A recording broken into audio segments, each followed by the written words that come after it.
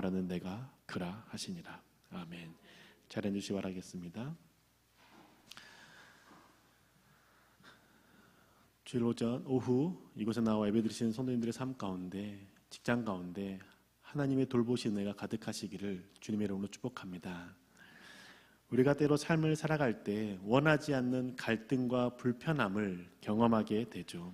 그럴 때마다 그 상황이 우리가 어떻게 해야 될지 때로는 난감할 때가 있습니다.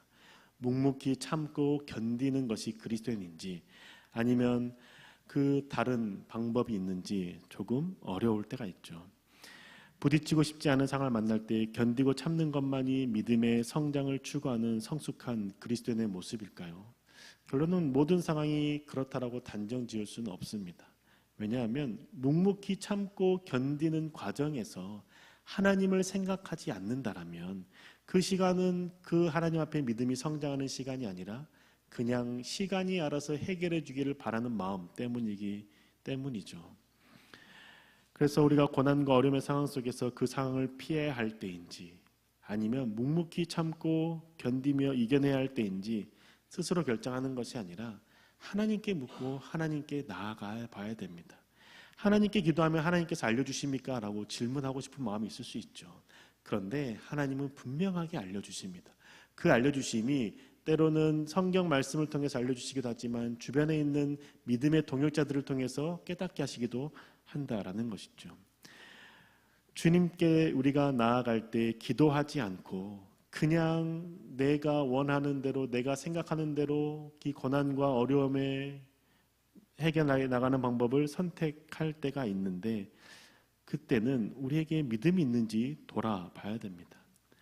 기도하지 않고 결정하는 이유가 무엇일까요? 모든 것을 하나님께서 아시니 하나님께서 다 해결해 주시겠지라는 생각이 있는 것 아니겠습니까? 그런데 이 모습이 신실한 믿음처럼 여겨지지만 때로는 실제로는 하나님의 뜻이 아닌 내가 원하는 대로 살겠습니다라고 생각하고 선택하는 경우들도 많다라는 것이죠. 지레짐작과 자신이 기대하는 대로, 기대하는 바대로 이루어지기를 바라는 마음으로 선택하고 결정한다면 우리는 그 과정에서 하나님을 배울 수가 없는 것이죠. 고난의 자리, 어둠의 자리, 힘든 자리 가운데 내가 정말 이곳 가운데 묵묵히 견디고 주님 앞에서 주님의 때를 기다려야 되는지, 아니면 주님께서 나에게 피할 길을 내셔서 그 길을 돌아가야 되는 건지 하나님께 묻고 기도할 수 있어야 된다는 것이죠. 그럴 때 하나님께서 우리 가운데 반드시 알려주십니다.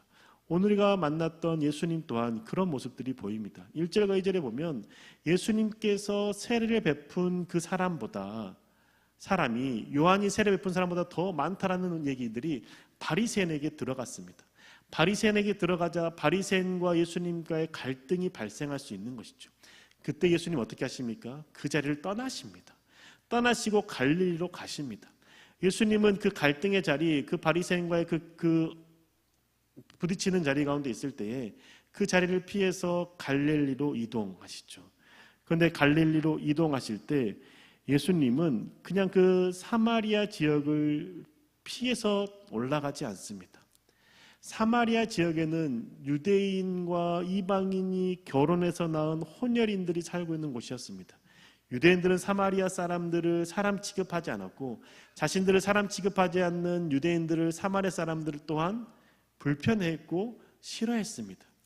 예수님께서 바리새인들과의 갈등을 피해서 갈릴리로 가신다라면 사마리아 지역, 그 갈등이 존재하는 그 지역도 피해서 갈릴리로 가시면 됩니다. 그런데 예수님은 갈릴리 지역 한가운데로 들어가십니다. 고난이 있고 또는 고난이 있고 때로는 갈등이 있는, 부딪힘이 있는 그 자리 가운데 통과하시는 것이죠. 왜 그렇습니까? 거기에 있는 사마리아의 한 여인을 만나서 예수 그리스도의 존재를 알려주고 하나님을 만나게 하고 예배드리는 참된 예배가 될 수 있도록 가르치시기 위함이 아니겠습니까? 예수님이 바리새인과의 갈등은 피하시지만 그 사마리아인과 갈등은 부딪히는 이유는 그 부딪힘을 통해서 사마리아 그 사람 한 사람을 하나님께로 인도하고 참된 예배자를 드릴 수 있도록 가르치기 위한 것이죠. 그 내용이 오늘 우리가 읽은 말씀 가운데 있다라는 겁니다. 예수님께서 사마리아 지역을 지나가실 때 정오 12시쯤 될 때 야곱의 우물 곁에 계셨습니다. 그곳에 쉬었는데 그 정오 뜨거운 한낮에 한 여인이 우물을 기르러 온 것이죠. 그 우물을 기르러 온 여인을 보고 예수님께서 내게 물 좀 주라 라고 말합니다. 서로 상종하지 않고 말조차 섞지 않는 유대인이 사마리아 사람에게 물을 달라고 하는 그 말을 듣고 사마리아 여인은 당황하죠. 당신은 유대인 아닙니까? 유대인은 우리와 상종하지 않는데 왜 나에게 물을 달라고 말씀하십니까? 라고 퉁명스럽게 이야기하는 것이죠. 그때 예수님께서는 그 사마리아인에게 하나님의 선물과 물을 달라고 하는 사람이 누구인지 알았다라면 오히려 네가 먼저 구했을 것이다. 그가 생수를 주었을 것이다 라고 말씀합니다. 여기서 말하는 하나님의 선물은 무엇입니까? 영생, 구원이지 않습니까? 야곱의 우물에서 물을 기르러 온 여인에게 예수님은 물을 달라라고 말하고 그 물을 달라라고 했을 때 너가 물을 준다라면 너는 생수의 근원, 성령 하나님을 받게 될 것이고 온전한 예배를 드릴 수 있게 된다는 것을 알려주는 것이죠. 그런데 이 여인이 알아듣지 못하죠. 당신은 지금 물 기를 그 도구도 없는데 어디에서 내게 물을 준다라고 말씀합니까? 라고 따지듯이 묻습니다. 그때 예수님께서는 내가 너에게 여기서 물을 길러서 먹는 사람은 계속 목마르지만 내가 내게 주는 물을 마시는 자는 영원히 목마르지 않을 거다라고 말하죠. 뜬금없는 소리 하는 것 아닙니까? 어느 누가 물을 마셔도 목마르지 않는 물을 줄 수 있습니까? 그런 물은 세상에 없는 것이죠. 사마리아에는 그런 물이 있다면 내가 이 고생 안 하게 내게 좀 주세요라고 아주 불편한 기색으로 이야기하죠. 예수님께서 그 여인에게 마르지 않는 물을 주겠다라고 하는 것은 무엇입니까? 성령 하나님이지 않습니까? 성령이 우리 가운데 계시면 우리 내면에 샘솟는 그 물로 인해서 우리가 영원한 생수를 마신다라고 요한복음 7장에서 말씀해주고 있지 않습니까? 예수님은 사마리아 여인이 자신과 대화하기 싫어하는 그 태도들을 계속 보이고 불편한 모습들을 계속 보임에도 불구하고 그 여인에게 끊임없이 이야기합니다. 왜 이야기합니까? 예배자가 되도록 가르치고 인도하기 위해서인 것 아닙니까? 이 사마리아 여인이 예수의 말을 도무지 믿지 않고 도무지 생뚱맞는 소리하는 것처럼 여겨지니까 그렇게 여기니까 예수님이 뭐라고 말씀합니까? 네 남편 데리고 와라 라고 말하죠. 그러니까 사마리아 여인이 당황합니다. 나 남편 없는데요? 라고 말하죠. 그때 예수님께서 말씀하시죠. 맞아, 네에게 남편이 없지. 너에게 5명의 남편이 있었지만 지금 있는 남자도 네 남편이 아니다 라고 딱 잘라 말합니다. 이 사마리아 여인은 예수님을 처음 만났습니다. 처음 만난 자리에서 예수님이 나의 과거를 다 알고 계십니다. 5명의 남편이 있었던 것도 알고 있고 지금 만나고 지금 살아가고 있는 남편도 내 남편이 아니라는 것 또한 알고 있었습니다. 우리는 사마리아인이 창녀와 같다라고 생각하지만 사마리아 사람들도 율법을 믿는 사람들입니다. 모세오경을 믿는 사람들이기 때문에 불륜을 저지르는 자는 사형에 처합니다. 이 사마리아 여인이 이렇게 5명의 남편을 만날 수 있었던 것은 그 남편들이 사마리아 여인이 자신의 마음에 들지 않기 때문에 이혼 증서를 써서 계속 쫓아내고 이혼했기 때문인 것이죠. 이혼 증서가 있는 사람이 다른 남자에 가서 결혼할 수 있고 살아갈 수 있는 것이죠. 이 사마리아 여인은 이혼 증서를 가지고 다른 남자를 만났지만 그 다른 남자도 나랑 그 결혼 생활하다가 인해실증을 느끼고 나를 버립니다. 주변 사람들은 네가 잘했어야지, 네가 남편을 잘 섬겼어야지 라고 말하는데 사마리아 여인은 아무리 잘 섬겨도 이 사마리아 사람들이 나를 버리는 것 이해하기 어려웠던 것이죠. 지금 살아가고 있는 이 남자 또한 내가 버림받지 않기 위해서 애쓰고 수고하고 모든 걸 마치려고 해도 그 남자는 내가 조금만 실수하면 네가 나의 명예를 실추했어라고 하면서 이혼 증서를 써서 나를 쫓아낼 기세였던 겁니다. 그러니 사마리아 여인의 마음 가운데 지금의 남자도 남편이 아니라고 생각하고 있는 것 아니겠습니까? 근데 그걸 예수님이 아신 겁니다.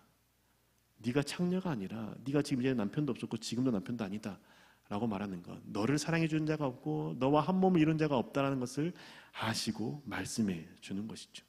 사마리아 여인이 그런 물 있으면 내게 좀 주세요라고 퉁명스럽게 대했던 이 여인이 당신이 선지자입니다 라고 말하지 않습니까?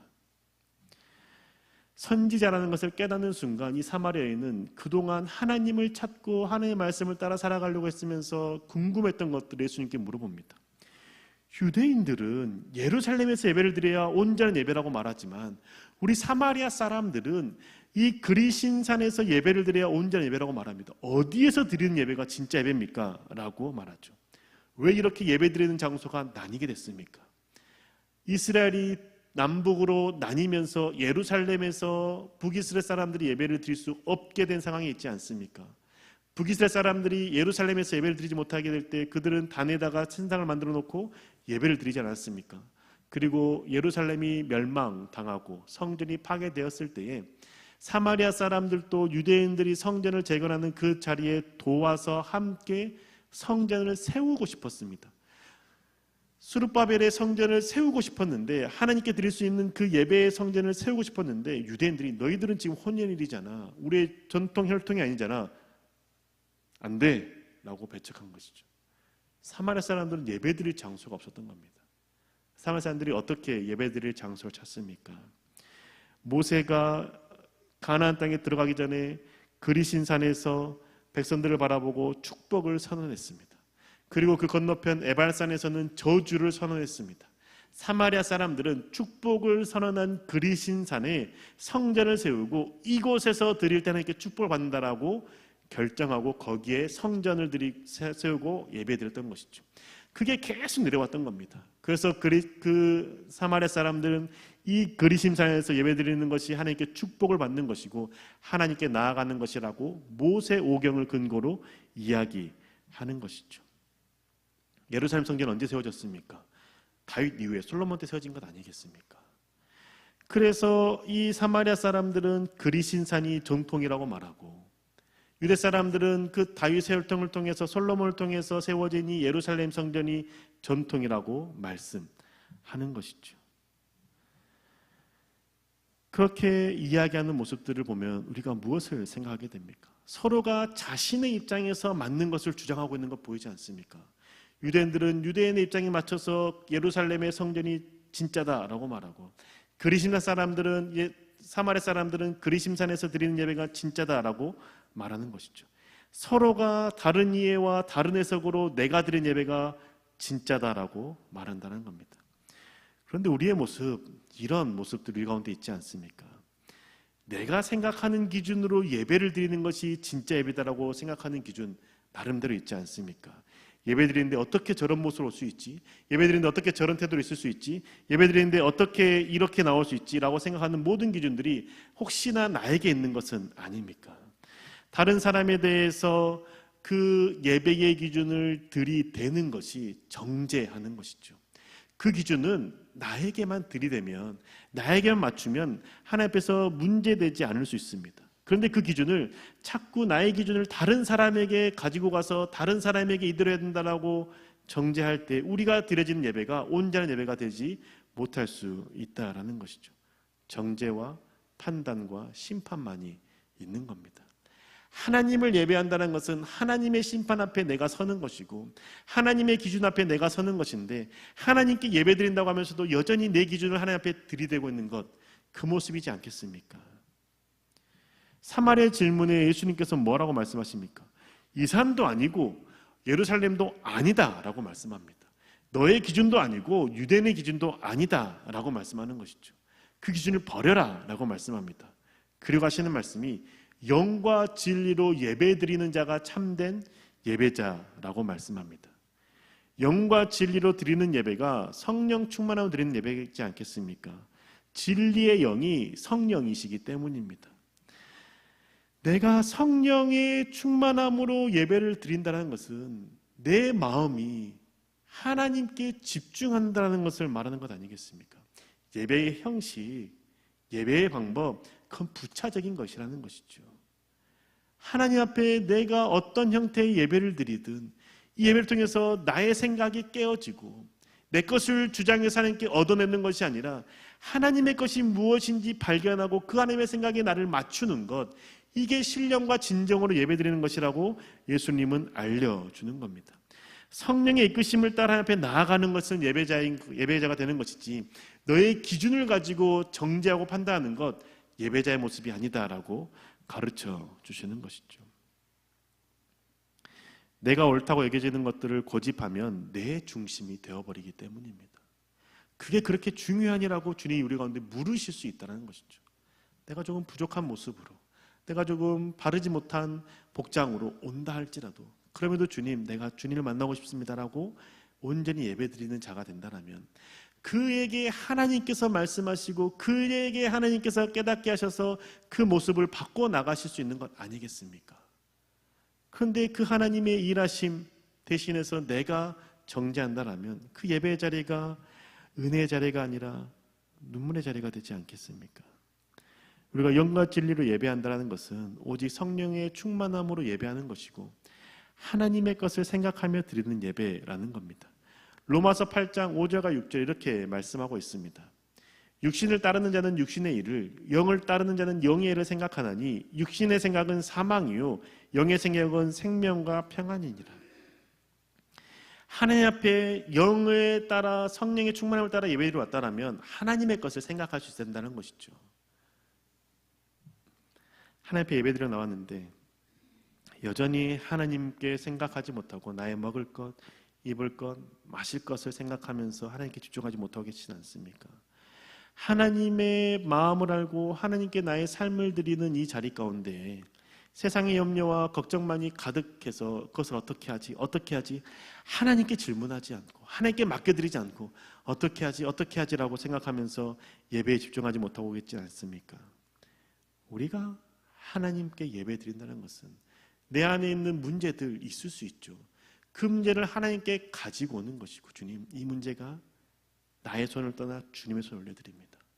이 문제를 주님께서 어떻게 하실지 나에게 말씀하시면 그 말씀을 따라 순종하겠습니다라고 드려지는 게 예배인 것이죠.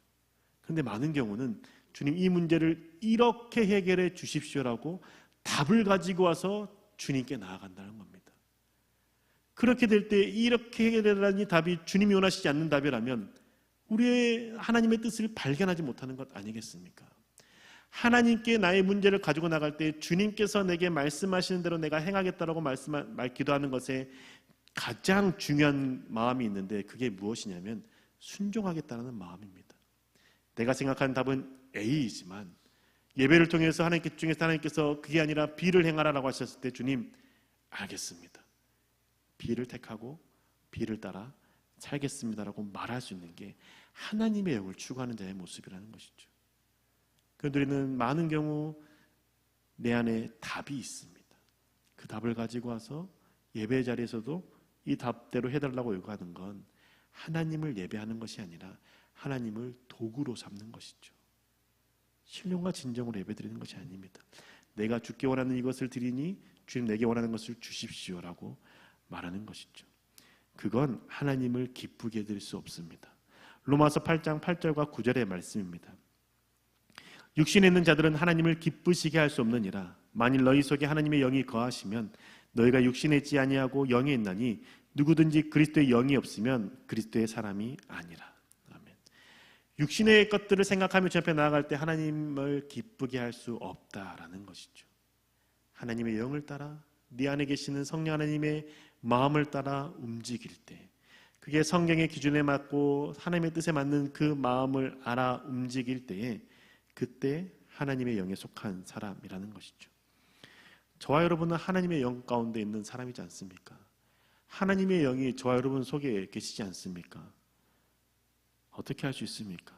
저와 여러분은 예수님을 구주라고 고백하지 않습니까? 예수님이 나를 위해서 죽으신 주님이라고 고백하지 않습니까? 그 고백이 있다면 우리는 우리 안에 성령 하나님이 계신다는 것을 믿어 의심치 않아야 된다는 것이죠. 고린도전서 12장 3절의 말씀입니다. 성령으로 아니하고는 누구든지 예수를 주시라 할 수 없느니라. 성령 하나님으로 말미암아 우리가 예수님을 주라고 고백할 수 있다는 것이죠. 그러면 내 안에 성령 하나님이 계신다라는 겁니다. 그 영을 따라서 예배드리는 자가 참된 예배자인 것이죠. 그건 예배당에 나와서 예배드리는 것만을 의미하는 것이 아닙니다. 그래서 예수님께서 이 산도 아니고 예루살렘 성도 아니다라고 말씀하시는 것은 장소가 중요한 게 아니라 내 마음 가운데 영과 진리, 성령 하나님을 따라 살아갈 마음이 있니? 라고 질문하시는 것이죠. 로마서 8장 11절에서 14절의 말씀입니다. 길지만 제가 읽어드리겠습니다. 예수를 죽은 자 가운데 살리신 이의 영이 너희 안에 거하시면 그리스도 예수를 죽은 자 가운데 살리신 이가 너희 안에 거하시는 그 영으로 말미암아 너희 죽을 몸도 살리시리라. 그러므로 형제들아 우리가 빚진 자로되 육신에게 져서 육신대로 살 것이 아니니라. 너희가 육신대로 살면 반드시 죽을 것이로되 영으로서 몸의 행실을 죽이면 살리니 무릇 하나님의 영으로 인도함을 받는 사람은 곧 하나님의 아들이라.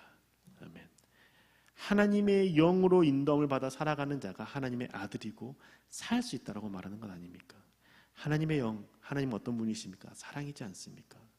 내 안의 행동들, 누군가에 대해서 가르칠 때, 누군가를 용납할 때, 누군가를 대할 때 내 안에 그 하나님의 영, 사랑이 있는지 그 기준을 가지고 생각해 보면 내가 지금 영을 따라 살아가는지 아니면 내 욕심을 따라 살아가는지 분별할 수 있다라는 것이죠. 그건 이 예배의 자리뿐만 아니라 삶의 자리도 마찬가지라는 겁니다. 학교에서도, 교회에서도, 직장에서도 내 안에 성령 하나님이 원하시는 것을 순종하고자 하는 마음이 있는지, 성령 하나님을 따라 살아가기를 원하는 마음이 있는지 돌아봐야 한다는 것이죠. 누구나 압니다. 이건 하면 안 된다는 것 누구나 압니다. 왜냐? 내 안에 계신 여호와 여러분 안에 계신 성령 하나님께서 생각나게 하시고 말씀해 주시기 때문에 하면 된다는 것과 하면 안 된다는 것을 너무나도 잘 압니다. 그런데 우리는 하면 안 된다는 게 달콤하기 때문에 그것을 선택하지 않습니까? 지금 당장 눈에 좋아 보이고 나에게 쾌락을 주고 나에게 이익이 되는 것처럼 여겨지니까 그걸 선택하지 않습니까? 안 된다는 걸 알면서 선택하는 것은 내가 하나님의 영을 따라 살아가는 예배자가 아니라 세상의 욕심을 쫓아 살아가는 세상에 속한 자라는 것을 이야기하는 것이죠. 주님은 너의 마음의 중심에 성령 하나님을 따라 살 마음이 있니? 영과 진리를 쫓아 살아갈 마음이 있니? 그게 예배자인데 그 예배자의 삶을 살 준비가 됐니? 라고 질문하시는 것이죠. 그래서 이 사마리아 여인에게 예배 장소에 너무 집중하지 말고 하나님의 영과 진리로 살아가는 예배를 드리라고 말씀하는 겁니다. 사랑하는 권산교회 교회 여러분, 영이신 하나님 앞에 영이신 하나님을 따라 살아가는 것은 하나님을 기쁘게 해드리는 삶을 살아가는 겁니다. 내 육신을 기쁘게 하며 살아가는 삶은 세상에 치우쳐 있을 수 있습니다. 하지만 하나님을 기쁘시게 하는 삶을 살아가는 자는 하나님의 영을 따라 살아가는 자이고 결국은 그게 내게 참 기쁨이 된다는 것을 발견하게 되는 것이죠. 그러니 우리 하나님의 영에 순종하며 살아갑시다. 우리 내면 가운데 끊임없이 말씀하시는 무엇이 바른 것인지 알려주시는 그 하나님의 말씀에 어떻게 대하고 어떻게 말해야 될지 자꾸 생각나게 하시는 그 하나님의 말씀에 반응하며 순종합시다. 그게 성령을 따라 매일의 삶에 온전한 예배자로 서는 자의 모습인 것이죠. 그러기 위해서 우리가 매 주마다 정기적으로 이곳에 나와서 예배드리는 것 아닙니까? 다시 한번 하나님의 말씀을 듣고 하나님의 말씀을 내 안에 새기고 그 말씀을 따라 한 주간 예배자로 살기 위해서 이곳에 나와 예배드리는 것 아니겠습니까? 그러니 우리 참된 예배자로서 삶을 살아갑시다. 예배 때 온전히 승리하여서 삶의 자리에서 승리하며 하나님을 예배하고 하나님을 기쁘시게 하는 저와 여러분 되시기를 주님의 이름으로 축복합니다.